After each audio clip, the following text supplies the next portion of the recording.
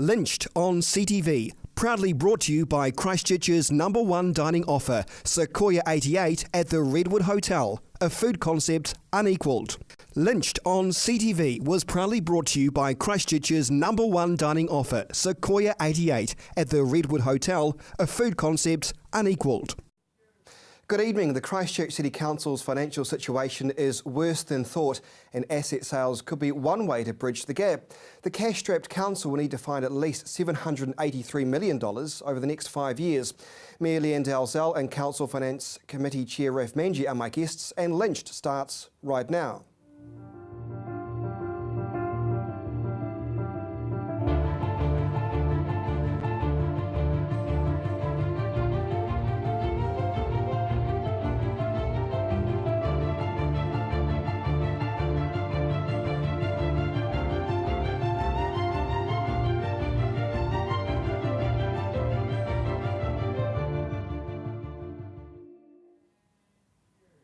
Thanks so much for your company tonight. Well, the Council is considering releasing around $400 million from its asset portfolio, worth about $2.6 billion in its quest to make ends meet.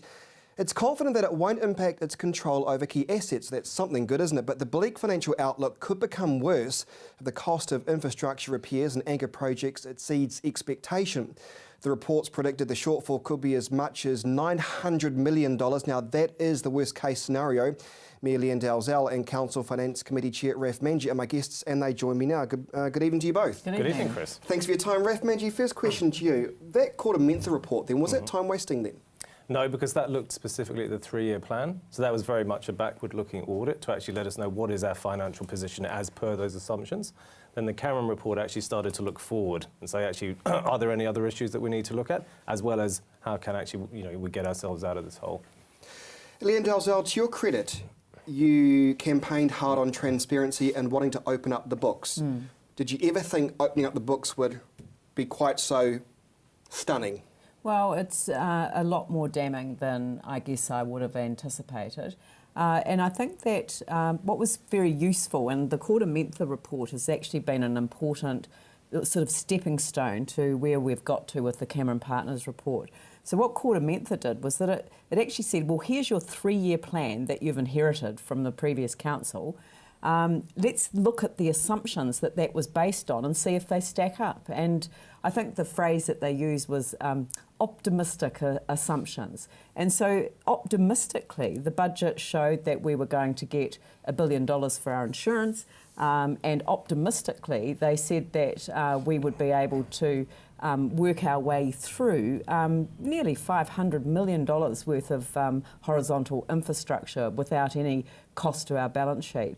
And of course, both of those assumptions are not yet realised. So of course, that's part of the most significant aspect of what we haven't got in our budget right now. Have we got enough reports now? Because I'm nervous that we have another forensic report. It's going to reveal a $1.3 billion deficit. I mean, when is this going to stop? Because you're probably well aware, Jerry Brunley today told News Talk CB his report, the Morrison report, I don't need that anymore. No, well, he doesn't. And I think that the reason he doesn't need it is because, as I say, Quarter-Mentha went through the situation that we inherited, and what Cameron Partners has done is to take that analysis and basically take it a step further and say, what are the other issues that this council has to address when it starts the 10-year planning process? So every council has to now develop a 10-year plan in the year after that they're elected, and our one starts next year, really from 2015 to 2025.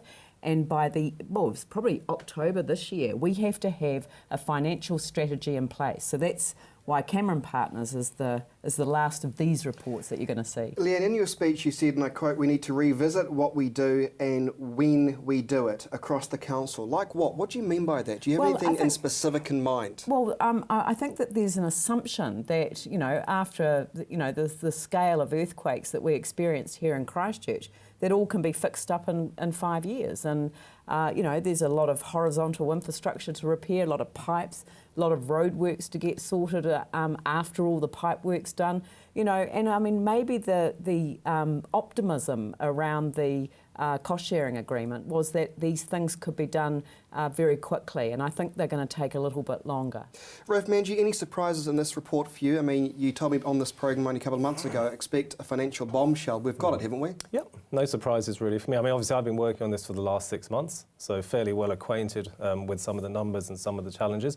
And I think it was really just trying to get to a point where we could come out with a report for the community where people could actually see exactly what was going on. And I mean, I use the analogy of pulling up the carpet in a room to do some renovations. You know, we pulled up the corners and we've seen... And you found dead rats? No, we found some nice wood, but it needed a bit of work on. It needed to be sanded and stained, and we thought the whole place would be like that. We've now pulled up the whole carpet, and actually there's a lot more holes in the floor than we thought. But it's all done now, and now we can get to work on it. I was watching CTV News the other night, and many people, they vox pop people on the streets, and the overwhelming response from what I saw was that people just want certainty now. And I might be wrong saying this, but a lot of people on Talkback are saying, look, if you've got to sell if you've got to have a partial asset sales, then just do it. We don't want the rates going up. What are your personal opinions on this? Because I asked Nikki Wagner on News Talks a bit today, what does she make of it? And she refused to comment on the specifics. And I was disappointed in that, and I'll tell you why I was disappointed. She's an elected representative, paid much more money than most of my Talkback callers. They can all have an opinion. So tonight I want an opinion from both of you. I don't want you to say it's up to the community to decide, because you no doubt both of you have opinions. Ralph, I'm going to start with you. You obviously got some opinion about the next way forward. What is that? Okay, first of all, I want to say we are subject to Local Government Act guidelines. And so that we do have to go out and consult, because these are strategic assets, and to change that category, we have to go out and consult. There's no way around that. Okay, and But you must have an opinion. I do have an opinion, and like I say, the proposal that we put forward here, which is a sell down of CCHL, I think is the smartest way forward, and that fits in with the buying back of the port, that we will end up with a privately owned public infrastructure monopoly, highly regulated, very clear returns, and a fantastic investment for a lot of the pension funds around that we have here in New Zealand, and the domestic money looking for a safe home. And I think that is a much more elegant solution than the individual sell down. So in a way, we're not selling assets, we're inviting strategic partners to come in and take a stake in our holding company, which we can buy back any time in the future that we want. So we can really control that process, and we can get good funding for it. It's tax efficient because the money comes straight back to council. If we sell down partial stakes in our sub-companies, it comes back to CCHL, then we have to get it out of there without paying tax, which is quite difficult. So this is, I think, an elegant solution, and I think it meets the worries and concerns and objectives of most people. And the reality is the rates are important. I mean, for me, that's the bottom line. We cannot afford our rates to be going up We can't afford anymore. a 20% rate increase, can we? I mean, that's crazy. So I really believe this is a sensible solution, and there's no drama, and I think people worried about asset sales, actually there's nothing to worry about here at all. We're not losing any control, and in fact, we're going to 100% ownership in our core assets. Leanne Dalzell, what do you make of this? What are your thoughts on this? Well, I mean, I'm going to repeat what Raf said at the beginning, is that because of the Local Government Act, we have to go through a consultative process. Sure. And we can't have a predetermined position. So, but you know, I've looked at the option that Cameron Partners have come up with. I think that would take too long, you know, to set up the new commercial co and to put everything under that structure. I think that might be something that we will... I didn't understand. They want to create another structure. It's an alternative to CCHL. So really to bring our CCOs and our CCTOs together so that you have a portfolio, sort of a portfolio arm of this new commercial co, and it then looks after all of the individual companies. But for you personally, personally, you want to see some kind of partial sell down. What I agree with Raf that what the proposal that we've come to, and which is just one of the proposals that we have said will definitely be on the table. So, and the one that I chose to highlight was this idea of not selling down individual assets, but actually looking to the holding company, and as Raf has so elegantly put it, invite strategic partners to take up a shareholding in the holding company. So the council still has ultimate control. But yeah, and Maybe up about to 25%. Yeah, 25%, and of course once you're and the people forget this, but we don't own 100% of these particular assets. The really, the strong infrastructure monopolies. We don't own 100% of Orion. We don't own 100% of the airport, and we don't yet own 100% of Littleton Port. But the bottom line is we own most of it, though. No, yes, I know. And what we're proposing is that we will own most of it. All right. Still. So, in fact, a lot of the numbers will just simply move around. My view is that if we go down this track, then I think we'll find that we're going to get a better performance out of those assets, and that will be good for the city and indeed for the region. I mean, we call them strategic assets for a reason. They have a strategic value to our city and to our region. Okay, I need to take a break. When we return, plenty more to come, including your rates. An increase, how much? 20%. That's next.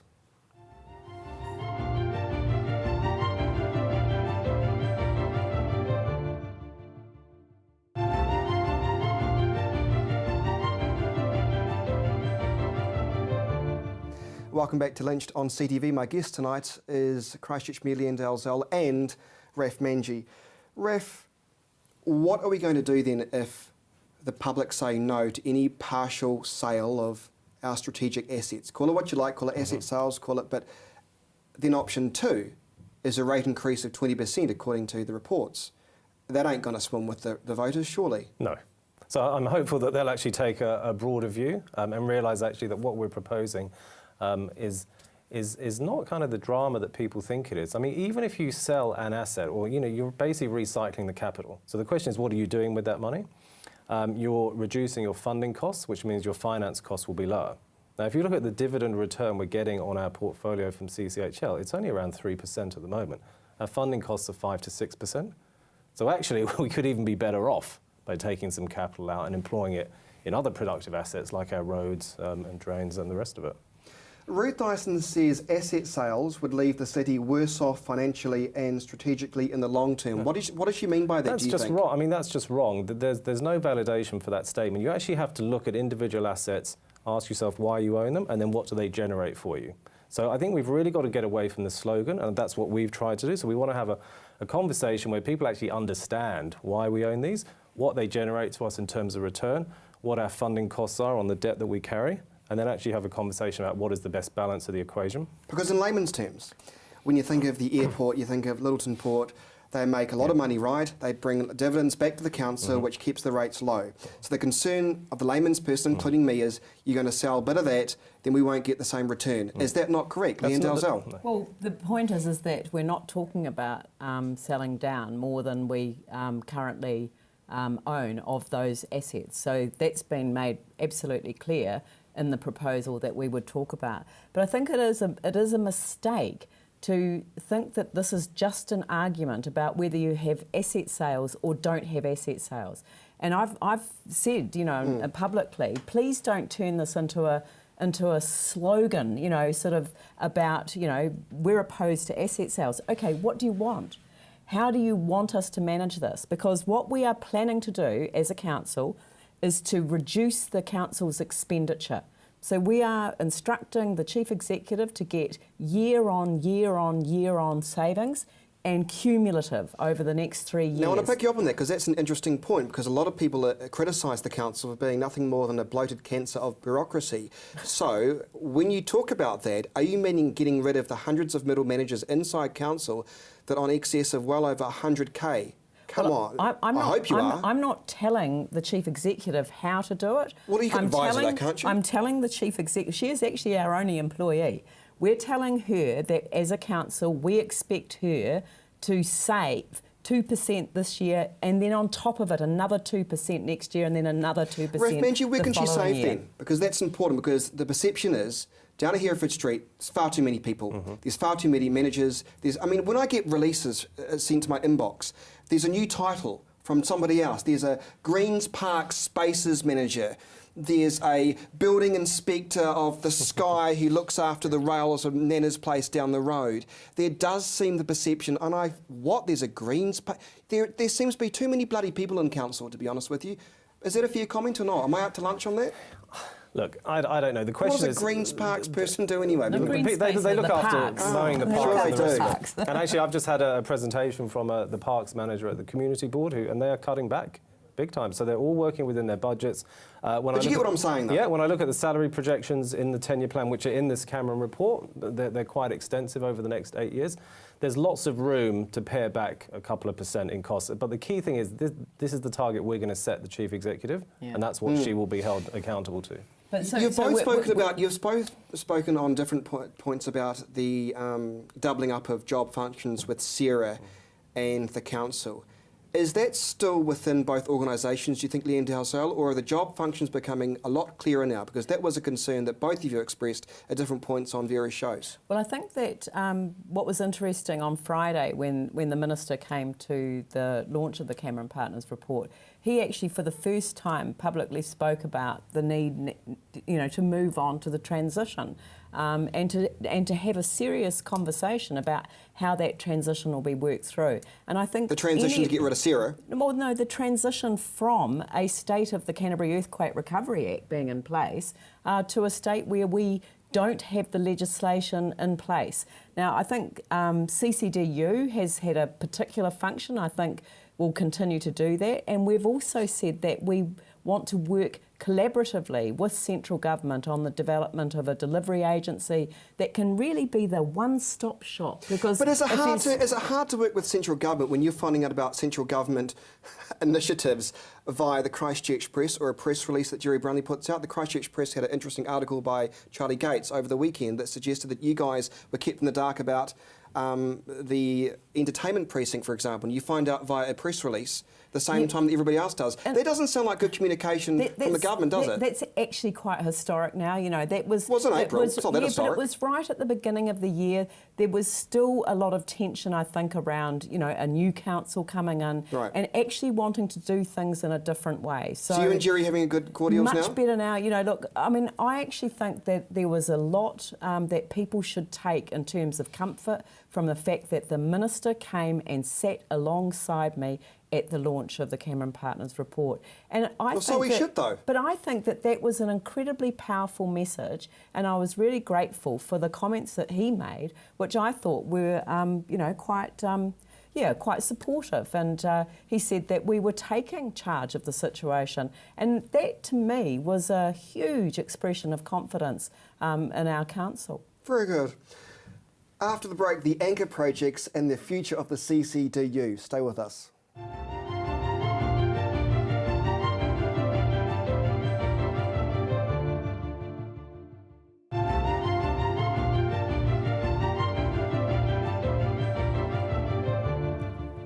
Welcome back to Lynched on CTV. My guests tonight are Leanne Dalzell and Raf Manji. Leanne, in terms of the relationship, just briefly with Sarah and the council, you're saying it's improved? Absolutely, yeah, it's good. Anything else you want to add to that, or? Well, no. The thing is that we have two different functions, and it is really important that we work in a partnership, absolutely collaboratively. And I think that there have been issues about that in the past that stem back. There's a bit of history there, but it is history, and I know that I'm absolutely 100% committed to making sure that this recovery works for our city as a whole. Are you in counselling with Brownlee together or something? No, but this is actually why I stood. I was perfectly comfortable doing what I was doing before, and I stood because people said they wanted to see the city united. Bless you. I want to move on because you said to me before it's not just about rate increases or asset sales or whatever you want to call it. I realise that. And as the Greens pointed out today, why don't you as councillors and the Mayor go back to Mr Brownlee or Sarah and say, listen guys, we're financially, what? How about forgetting about your $30 million playground you've budgeted for? How about forgetting about the $98 million to beautify the Avon River? How about that money that you've budgeted for? I know they don't have it, but they've budgeted for. Let's redirect that to the council. I think that there will be an opportunity to sit down and talk to central government in relation to the horizontal infrastructure, because that's an area where we know that there's some difference of view as to the true costings and where the share will lie. Because you say and this is the cost sharing agreement is a living document, which essentially That's means right. you can change it, right? Yeah, well, because Jerry was always like, oh no, you can't change this, No, but now you can change it, can't you? I think that it's important that we actually understand what our respective roles and functions are going to be. You know, the cost sharing agreement was signed at the time. It was meant to be a living, breathing document, and so it's not just the horizontal infrastructure. There's also there's room to move. timing. Hang on. So are you saying there's room to negotiate or not? Absolutely. Well, hang on, because Nikki Wagner on News Talk SB said to me, you know, a $30 million playground, the $90 million for the Avon River precinct, it's what people wanted in the Sharon idea, it's set in concrete, it's done and dusted. But surely that's dangerous to say that now that we know this, which, hello, few issues here, if anyone hadn't guessed, it's called the Cameron Report. I think that, you know, there's no Christchurch City money that's been allocated to those two projects as far as I recall. I know, but what I'm saying isn't it important for the government now to go, all right guys, forget your 50 million playground or whatever. What's more important is that they look at some of the timing and some of the ownership issues around, like the stadium, or, you know, some of the timing around some of the other projects. Actually, hang on, there's the issue fixed there. If you move these things out and actually you think about how they're going to be funded at some stage in the future, then actually you've got the opportunity for us to get off the hook between the 2017 and 2020. And that's the sort of conversation that we'll be having with government. Ralph Manji, I'm going to solve all your issues right now for you. Okay, Fantastic. are you ready for this? I am. You can ditch the stadium that's going to cost $500 million, right? Gone. Issues are solved. Well, that's certainly one I'm option. deadly serious. That's certainly one option. The thing about the stadium, it's really, there's no business case yet, and the business case doesn't have to come till June 2016, so we still don't know what that's going to look like. And in terms of when it gets built, as long as it's not in the pinch point we had between 2017 and 2019, it's not particularly a problem. There is also the issue that we may repair the current stadium. So that, you know, no one's talking about that. Yeah, but that is a distinct possibility. Now, we are in, you know, fairly tense negotiations with the insurers over that. That is probably going to be the first asset to get a thorough testing in terms of. Well, I'm what glad you brought that out. out, actually, Ralph Manji. I thought I'd just preempt you. Thank you. What a lovely segue to my next question. I emailed the Chief Executive of Civic Assurance and said to Tim Sol, can you speak to News Talk ZB? Can you provide some clarity for the listeners, for ratepayers, for the council? He said, nope, I'm in litigation. The council can talk about the insurance issues. I can't. So talk to me about them, because the worst case scenario is based on the fact that we get absolutely nothing from the insurance companies. Leanne Dalzell, you must be getting frustrated. It's now 2014 and Civic Assurance is still having its wee issues with AGI or whatever. Yeah, I think that people do need to understand that our insurance is not with Civic. Our insurance is with the Local Authority Protection Plan, LAP as it's called. And it is LAP that has the administrative relationship with Civic, and AIG is the reinsurer. Okay. So it's one step removed. Where are we at then with the Lemon Insurance? Everything we can. We are in the midst of insurance negotiations. With who? With Civic and the reinsurers. Right. And, you know, that is going reasonably well. And, you know, we're comfortable of where the range is in terms of where this is going to finish up. But obviously, because you won't have any certainty about any of this until you know how much the insurance companies are going to pay the council. It would be in the interests of Christchurch City that we negotiated a global settlement, which would enable us to then set the priorities for the city, and we would know exactly what the size of the gap is. Essentially, there's no more room to borrow, is there? No. That is what has really brought us to this point, is that we can't borrow anymore. In 2017, we go over the limit. The ratio between our debt and our income, that's when we hit that level. So just briefly then Vicky Buck's dream idea of borrowing $50 million for social housing, that's dead in the water then, isn't it? Well, that's already being dealt with. But I think that, I mean, one thing, as Leanne mentioned, if we increase our revenue, then that increases our debt capacity. So if we can improve the dividend performance of our core assets and bring that back into council, then that will change. So at the moment, we're building a financial model where we have to put in a lot of variables.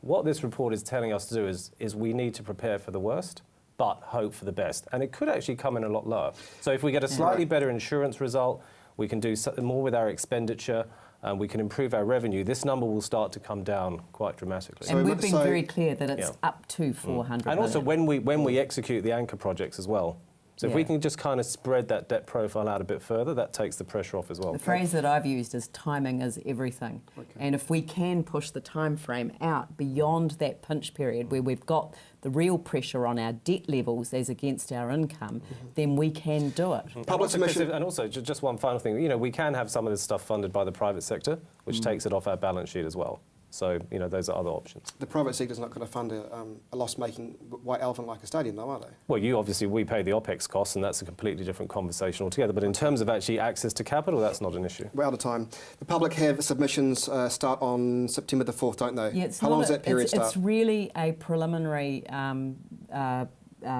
conversation, really, with the public. No. We're not. Can we just get on with it? Can you just make a decision, because please? we've got a long-term planning process that will come next year, and there will be a proper consultative process in that. But please don't go employ any more consultants. No, we promise we won't. I'm sure you're do up that. to it. You can make the decisions yourselves, all right? We need But some we decisions now. are going to invite some of the very good people of Christchurch to provide us with some expert But no advice more and consultants, support. please. No more Christchurch, Medley and Dalzell, thank you for your time. Thank you. Ref Manji, thank you for your Chris. time as Cheers. well. And to have your say on tonight's show, flick me an email or find me on Facebook, facebook.com/Lynched in NZ. Thanks for your company. Good night.